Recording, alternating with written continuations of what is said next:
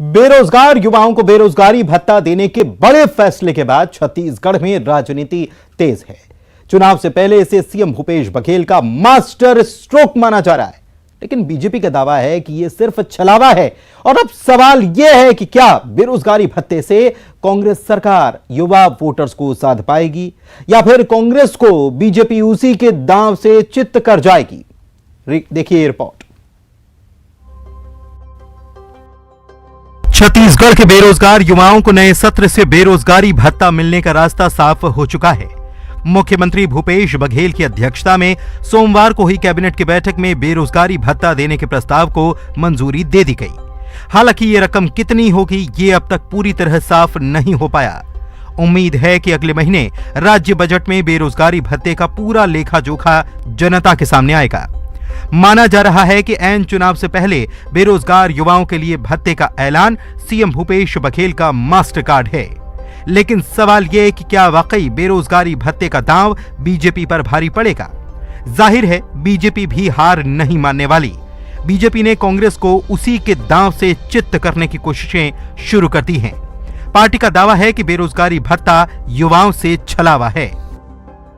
जब चुनाव नजदीक आ गया है तो यह राज्य सरकार ने फिर से युवाओं को ठगने का काम, धोखा देने का काम करने की कोशिश की है। लेकिन छत्तीसगढ़ का युवा स्वाभिमानी है, मेहनती है, वो ऐसे प्रलोभन में नहीं आने वाला है।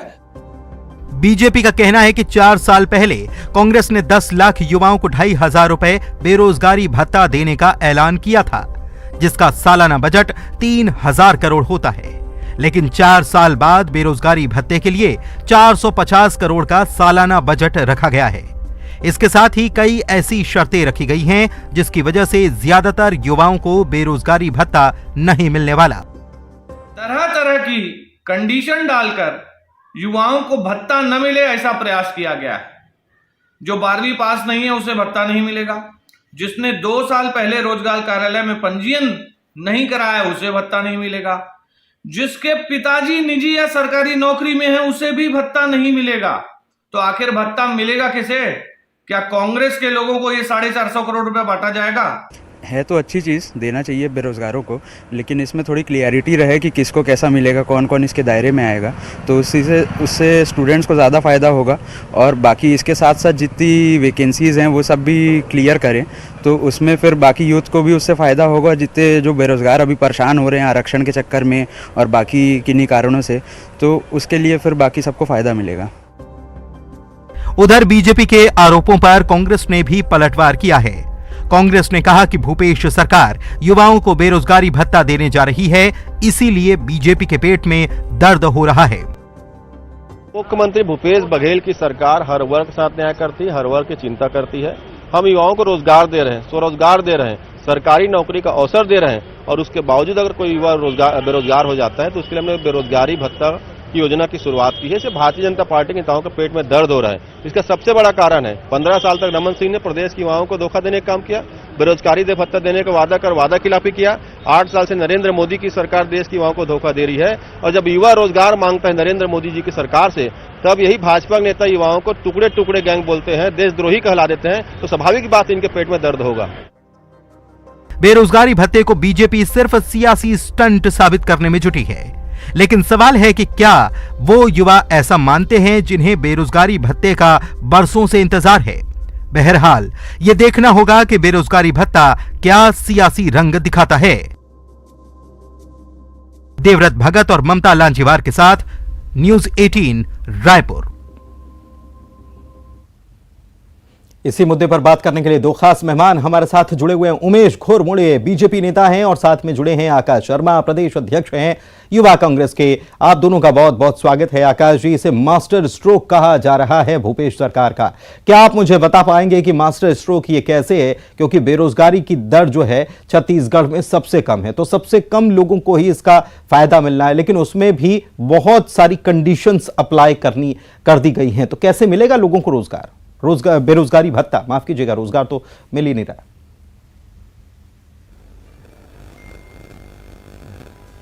सबसे पहले तो मैं न्यूज़ 18 को बहुत धन्यवाद देता हूं कि युवाओं के इस इतने बड़े ऐतिहासिक फैसले को आप लोगों ने के मुद्दे पे आप लोगों ने चर्चा रखी, और मैं बताना चाहता हूँ कि ये अपने आप में देश में एक बहुत बड़ा ऐतिहासिक फैसला है जो कांग्रेस की सरकार ने ली है कि जहां पर एक सरकार ऐसी है जो पिछले 8 सालों से युवाओं को रोजगार के नाम पर सरकार में आती है, हर साल 2 करोड़ रोजगार देने के वादे को लेके आती है। 16 करोड़ रोजगार अभी तक मिल जाने थे, लेकिन न 16 करोड़ रोजगार मिला, न कहीं बेरोजगारी भत्ते की बात हुई। ऊपर से कई लाख लोगों को, युवाओं की नौकरी छीन ली गई कोरोना में। दूसरी बात, और एक तरफ ऐसी सरकार भूपेश बघेल जी की आती है जो युवाओं को, देश में ऐसी सरकार आती है पहले जो युवाओं को बेरोजगारी भत्ता देने का काम करती है। बेरोजगारी भत्ता देने के साथ साथ युवाओं को बड़े पैमाने में रोजगार उपलब्ध कराती है। ऐसी सोचने वाली युवा भूपेश बघेल की सरकार को मैं कोटि कोटि नमन करता हूं कि आपने छत्तीसगढ़ के युवाओं के लिए सोचा और छत्तीसगढ़ को युवाओं को बेरोजगारी, ये तो मंच वाली बात हो गई, मंच से भाषण वाली बात हो गई। उस कदम को आप मुझे ये बताइए, ये मंच की बात नहीं करना है हमको यहाँ पर। मैंने आपसे जो पूछा उसके बताइए कि जो क्लॉज हैं, इफ बट्स हैं, उसके बारे में थोड़ा समझाइए कि ये बेरोजगार युवा जो, जिनको बेरोजगारी भत्ता चाहिए, आज की तारीख में जो बेरोजगार है वो क्या करे जो उससे भत्ता मिले, समझा दीजिए।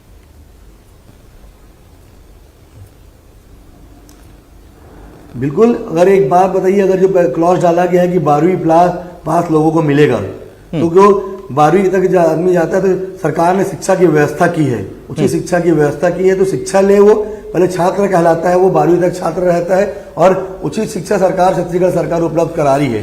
कब फोकट में, फ्री में छात्रों को, पढ़ने वाले युवाओं को स्वामी आत्मानंद स्कूल खोले गए हैं जहां पर युवाओं को उचित शिक्षा दी जाती है। तो 12वीं तक युवाओं को क्यों नहीं लगा, क्यों पढ़े लिखे युवाओं को नहीं मिलना चाहिए? तो सरकार ने बड़ा क्लॉज डाला है कि पढ़े लिखे युवाओं को बेरोजगारी भत्ता मिले ताकि वो अपनी पढ़ाई में भी और अपने पढ़ाई भी। दूसरा पॉइंट वो डाला है कि रोजगार कार्यालय में पंजीयन क्यों नहीं होना चाहिए? कितने वक्त पहले होना चाहिए, थोड़ा समझाइएगा। बघेल जी की सरकार ने की है। कितने वक्त पहले होना चाहिए? बिल्कुल ये कहा गया है कि 3 साल पहले जो बेरोजगार कार्यालय में पंजीयन होना चाहिए। तो ये तो मुझे आप ये बताइए, नहीं इसमें क्रॉस क्वेश्चनिंग है, क्रॉस क्वेश्चनिंग है। अभी आप कह रहे थे आकाश जी कि कोरोना काल में कई सारे लोगों की नौकरी छिन गई, तो फिर क्रॉस क्वेश्चनिंग ये है कि जो रोजगार थे और बेरोजगार हो गए, उनका क्या होगा? उन्होंने पंजीयन नहीं कराया तो उनको नहीं दीजिएगा? किसी अच्छी पहल की शुरुआत छोटे पैमाने में की जाती है। बताना चाहता हूं, समझ गया सर, उमेश जी। अगर किसी देश में किसी सरकार ने युवाओं को बेरोजगारी भत्ता देने की बात की है तो वो भूपेश बघेल की सरकार ने की है। मोदी की सरकार 8 सालों में ये बात नहीं कर पाई और युवाओं को बेरोजगारी भत्ता देने की बात नहीं कर पाई। उमेश जी देखिए पुनीत जी, सत्ताधारी पक्ष के यहाँ पर प्रवक्ता और छत्तीसगढ़ के अंदर में युवाओं का प्रतिनिधित्व कर रहे हैं भाई को अभी पूरे आपके लोकप्रिय चैनल के दर्शकों ने सुना है और बड़े उम्मीद लगा करके युवा साथी केवल आज आपके इस लोकप्रिय चैनल को नहीं देख रहे हैं, बल्कि बीते 4 वर्षों से आपके चैनल में इस बात का इंतजार कर रहे थे कि कब इस प्रदेश की सरकार और मुख्यमंत्री भूपेश बघेल जी जो चुनाव में वादा किया था इन्होंने 2500 रुपए बेरोजगारी भत्ता देने का, उस वादे को पूरा करेंगे। लेकिन जब भारतीय जनता युवा मोर्चा अगस्त के महीने में सड़क पर उतरती है, 1 लाख युवाओं के साथ मुख्यमंत्री निवास का घेराव करती है और छत्तीसगढ़ के बेरोजगार युवाओं के लिए बेरोजगारी भत्ता के साथ साथ रोजगार की मांग करती है, तब दबाव में आकर के केवल चुनाव को सर पर देखते हुए इस प्रकार की घोषणा को कैबिनेट में लाकर के अमली जामा पहनाने का प्रयास किया जाता है और आने वाले बजट के अंदर में इस घोषणा को धरातल पर उतारने का यहाँ पर घोषणा होती है। लेकिन क्या वास्तव में ये सरकार इस प्रदेश के युवाओं को बेरोजगारी भत्ता देना चाहती है क्या? अभी आपने लगातार कई सवाल पूछे लेकिन उसका जवाब यहाँ पर नहीं मिल पाया। लेकिन मुझको इस क्लॉज में सबसे बड़ी आपत्ति इस बात को लेकर के है और मेरा तो खुला आरोप है कि ये सरकार केवल झुनझुना पड़ाना चाहती है, किसी को बेरोजगारी भत्ता देना नहीं चाहती। और इसीलिए नियम कंडिका में इस प्रकार के प्रावधान ये करने का प्रयास कर रही है कि जिस बेरोजगार युवा के परिवार में एक भी व्यक्ति चाहे शासकीय नौकरी में हो या निजी नौकरी में हो, बेरोजगारी भत्ते का पात्र नहीं होगा। अब मेरे युवा साथी ये बता दें, क्या कांग्रेस सरकार चाहते हैं कि पूरा का पूरा परिवार बेरोजगार हो, तब उस 12वीं पास युवा को ये बेरोजगार ठीक है, आकाश जी जवाब दीजिए। आकाश जी जवाब दीजिए। जी, सबसे पहले तो मैं अपने साथी को बोलूंगा, उनको माफी मांगना चाहिए। इतने बड़े चैनल में आके इतना साफ साफ झूठ बोलना बंद करे। भारतीय जनता युवा मोर्चा 1 लाख लोग, लगता है मुझे दिन में सपना देखने सर वो छोड़ दीजिए, 1 लाख और 2 लाख वो छोड़ दीजिए, हम तो मुद्दे की बात कर रहे हैं और बेरोजगारी भत्ते की बात कर रहे हैं। ये तो राजनीतिक बातें चलती रहती है। चलो छोड़ दीजिए, चलो मुद्दे ठीक है, चलो छोड़ दीजिए। बिल्कुल पुनीत जी, मैं ये बात बोलना चाहता हूं करने के लिए। ये उस पार्टी के प्रवक्ता बोल रहे हैं जिसने युवाओं से वादा किया था, जिसने युवाओं से बात किया था 8 करोड़ 2 करोड़ युवाओं को रोजगार देने की बात कही थी, और कहां गया रोजगार? यह भूपेश बघेल की सरकार है जो युवाओं को 2,500 बेरोजगारी भत्ता देने की बात कर रही है, और ये देश में पहली सरकार है। क्यों सोच नहीं पाया रमन सिंह 15 सालों में? क्यों आपकी सरकार की 15 साल प्रदेश में क्यों नहीं दिया आपने बेरोजगारी भत्ता? अच्छा, अरे मुद्दे की बात करने आपके पास ना मुद्दा है। अरे उमेश जी, मैं एक सवाल का जवाब दे दीजिए। अरे भैया, आपसे मैं एक सवाल पूछता हूँ यहाँ से बोलने के लिए, जिस देश के आपके प्रधानमंत्री जिन्होंने कहा था, अच्छा 4 साल का बकाया बेरोजगारी भत्ता देंगे कि नहीं, ये बता दीजिए। अरे शुरुआत तो की आपने, क्यों नहीं की? अरे आपने कहा था बहुत बड़ी बेरोजगारी की। चलिए एक काम करते देखिए आकाश जी और उमेश, सुनिए आकाश जी और उमेश जी, देखिए आज हम चर्चा करने इस बात पर नहीं बैठे हैं। आज हम चर्चा किस बात पर कर रहे हैं? देखिए आकाश जी, ये बहुत समझना जरूरी है, किसने क्या किया वो नहीं, आप जो कर रहे हैं उसी की आप बात बताइए, आप अपना काम बताइए। बीजेपी ने किया नहीं किया वो तो सब जान ही रहे हैं, ठीक है, आप अपना बताइए। उमेश जी के कुछ सवाल हैं और उसके एक एक करके आप सटीक जवाब देते जाइए, और लोग ताकि समझ पाए, बेरोजगार समझ पाए कि उनके जो क्वेरीज हैं, उनके क्वेश्चंस हैं, उनके आंसर उनको मिल जाएंगे, जवाब मिल जाएंगे भाई कि कैसे मिलेगा बेरोजगारी भत्ता। तो एक एक सवाल है। पहला सवाल उमेश जी ने यह किया कि भाई ऐसा क्लॉज क्यों रखा कि किसी के परिवार में सरकारी या निजी नौकरी में भी अगर कोई है तो उसको नहीं मिलेगा, परिवार में कोई भी होगा तो क्या पूरा परिवार बेरोजगार हो जाए? युवा तो अपने आप में स्वावलंबी होता है ना। जी मेरे जी पुनीत जी, मैं आपसे भाई फिर से एक बात बोलना चाहता हूं। क्या किसी बड़ी सोच की शुरुआत, इतने बड़े सोच की शुरुआत भूपेश बघेल जी ने की है कि वो जो हमारे युवा साथी बेरोजगार हैं उनको बेरोजगारी भत्ते देने की बात की है? क्या कोई फैसला लिया जाता है तो एक बार क्या उसे क्या रोल मॉडल के रूप में नहीं किया जा सकता है? बिल्कुल किया विश्वास है, मैं मान रहा हूँ चुनिंदा युवाओं को इसमें लिया गया है, तो क्या गया है? बिल्कुल, तो अगर बिल्कुल ही ये ऐसा मॉडल है कि जहां लूप होल है इसमें। देश में क्या भूपेश बघेल जी की तारीफ नहीं की जानी चाहिए? नहीं तो लूप होल है क्या? बिल्कुल, अरे लूप होल है क्या? कोई लूप होल नहीं है। ये तो फिर जवाब क्यों नहीं देते आप? नहीं है, कोई लूप होल नहीं है। नहीं तो जवाब दीजिए ना फिर उमेश जी की बात का। इस पर मैं जवाब दे रहा हूँ। बिल्कुल। अच्छा ठीक है, फिर सुनिए आकाश जी सुनिए। हाँ बोलिए उमेश। एक और सवाल सर, एक और सवाल।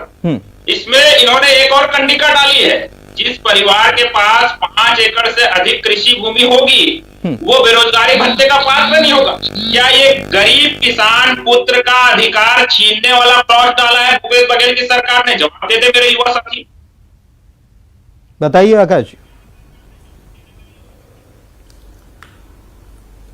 जी मैं इसी पे आ रहा हूं। तो क्या मैं उमेश जी से एक बात बोलता हूं करने के लिए, तो क्या पहला अधिकार उस व्यक्ति का नहीं है जिसके पास कोई 1 एकड़ भी जमीन नहीं है और वो भूमिहीन किसान का बेटा है, मतलब भूमिहीन व्यक्ति है, उसे घर में आ सकता है?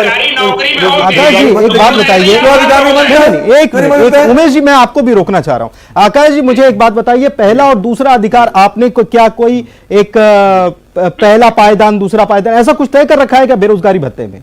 आपने तो कहा कि प्रदेश के बेरोजगारों को भत्ता मिलेगा। अब क्या कोई ऐसा कोई और वैसा कोई क्यों बता रहे हैं आप मुझे? जी बोलिए। ये लोगों को क्यों बता रहे हैं कि ऐसा कोई वैसा कोई? सबके लिए एक है ना। बताइए, जब आप ना मैं एक मिनट उमेश जी वो लोग सवाल नहीं करेंगे जो रोजगारी के नाम पे आज तो लोगों को झुंझुना पकड़ाया है, लोगों को सवाल देने वाले ये सवाल पूछने का अधिकार नहीं उनको, ये उनसे पूछेंगे। अरे साहब, आपको जनता देख रही है, आपको युवा देख रही है, आप शर्म कीजिए, आपके प्रधानमंत्री सवाल नहीं, ये बात नहीं, आज नहीं आपसे युवा को सवाल है। देखिए उमेश जी देखिए, बहुत अच्छा मौका मिला है आपको, उमेश जी बहुत अच्छा मौका मिला है, आकाश जी इसके लिए राजी हैं, आप सवाल करते जाइए, वो जवाब देते जाएंगे, आप इधर उधर की बातें करेंगे। युवा बेरोजगार हैं और उनको रोजगार चाहिए या बेरोजगारी भत्ता, कुछ करवाइए ना। ये 12वीं उत्तीर्ण की पात्रता क्या है और 2 साल पहले पंजीयन की पात्रता क्या है? कोई व्यक्ति अगर 2023 के अंदर में 12वीं पास होगा तो क्या वो 2 साल तक इंतजार करेगा कि भैया 2 साल बाद मैं पंजीयन कराऊंगा तब मेरे को बेरोजगारी भत्ता मिलेगा? और 12वीं की बाध्यता क्यों है? 10वीं वाला क्यों नहीं हो सकता? 10वीं वाला क्यों बेरोजगार नहीं हो सकता? 10वीं के बाद जब हुआ ठीक है पूछ लेते हैं, जवाब समय निकलता जा रहा है। टेक्निकल एजुकेशन ले सकता है 10वीं के बाद, तो फिर वो पात्र क्यों नहीं है? जी पुनीत जी, पहले मैंने ये बात भी कही थी, मैं भी एक पढ़ा लिखा युवा हूँ, उमेश भाई पता नहीं कैसे सारे बात कर रहे हैं, और मैं फिर एक बात बोल रहा हूँ, वो लोग मुझसे सवाल नहीं करेंगे जो लोगों को 8 करोड़ रोजगार के नाम नहीं, फिर बात घूम रही नहीं, आप देखिए, बेरोजगारी भत्ता देने का आपने ऐलान किया, आपकी सरकार ने ऐलान किया, नहीं सुनिए आप मुझे एक बात बताइए, आप 12वीं का क्लॉज डाल रहे हैं, नहीं देखिए आप 12वीं का क्लॉज डाल रहे हैं, रेलवे में भर्ती 8वीं पास की भी होती है ना, 5वीं पास की भी होती है ना, 5वीं पास की भी होती है ना। आप जवाब दीजिए आकाश जी, आप जवाब दीजिए, रेलवे में भर्ती 8वीं 5वीं पास की भी होती है, आपने 12वीं पास बेरोजगारी भत्ते के लिए क्यों किया?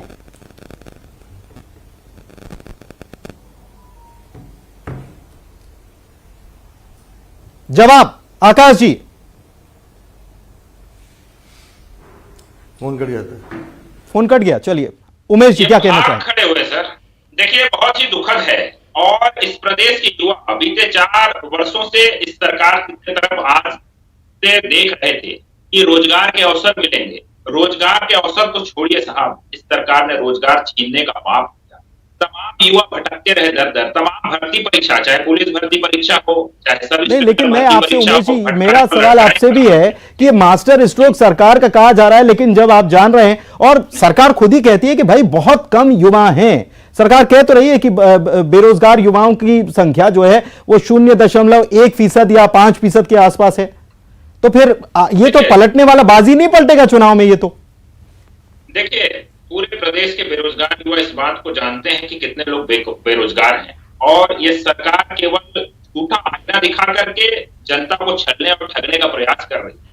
जिस दिन वो आईना वापस पलटेगा सरकार की तरफ, उनका पूर्वपित चेहरा डिस्क्लोज हो जाएगा और इनका आने वाले चुनाव के अंदर में जाना तय है। एक उदाहरण दे देता हूं, जो बेरोजगारी आपने कहा, अभी प्यून की भर्ती की परीक्षा हुई थी, पीएससी के माध्यम से प्यून की भर्ती की परीक्षा हुई थी, 2.25 लाख आवेदन आए थे और पदों की संख्या थी केवल 90 पदों के लिए 2.25 लाख अगर आवेदन आते हैं तो आप समझ सकते हैं कि इस प्रदेश के अंदर में बेरोजगारी की और बेरोजगारों की क्या स्थिति होगी। आज युवा इंतजार कर रहा है, वैकेंसियां नहीं निकल रही है, तमाम तरह की स्थितियां निर्मित हो गई है। अब जब युवा के अंदर आक्रोश है, युवा नाराज है, तो उसको शांत करने का एक प्रकार से प्रयास करने के लिए इस प्रकार से ये बेरोजगारी भत्ते की घोषणा 26 जनवरी के अंदर, गणतंत्र दिवस के अंदर में मुख्यमंत्री जी ने की है। और आज जब इसके क्लॉट सामने निकल करके आ रहे हैं, नियम निकाय निकल करके सामने आई है, तो इस प्रदेश के युवा की आंखें खुल रही है कि यहाँ पे केवल छलने और ठगने का काम हो रहा है। और हम तो दावा के साथ, चुनौती के साथ इस सरकार को कहते हैं कि भैया आपने तो 18 के चुनाव के अंदर में घोषणा किया था कि 10 लाख बेरोजगार युवाओं को 2500 रुपए बेरोजगारी भत्ता आप देंगे। कहाँ है आपका बेरोजगारी भत्ता? यदि आप वाकई में जनता के प्रति, इस प्रदेश के युवाओं के प्रति यदि आप ईमानदार हैं, तो बीते 4 वर्षों का बकाया 12,000 करोड़ का प्रावधान करिए उस बजट के अंदर। ठीक है, आप तो 4 साल का मांग रहे हैं, यहाँ पर तो प्रावधान को लेकर लड़ाई छिड़ी हुई थी कि प्रावधान कितने क्लिष्ट बना दिए हैं, कैसे लोगों को मिलेगा, ये भी सवाल कर रहे हैं। खैर, बहुत शुक्रिया, आज चर्चा में बस इतना ही समय यहीं तक की इजाजत दे रहा है। बहुत शुक्रिया आप दोनों मेहमानों का हमारे साथ चर्चा में शामिल होने के लिए, और इसी के साथ चर्चा में इतना ही। नमस्कार।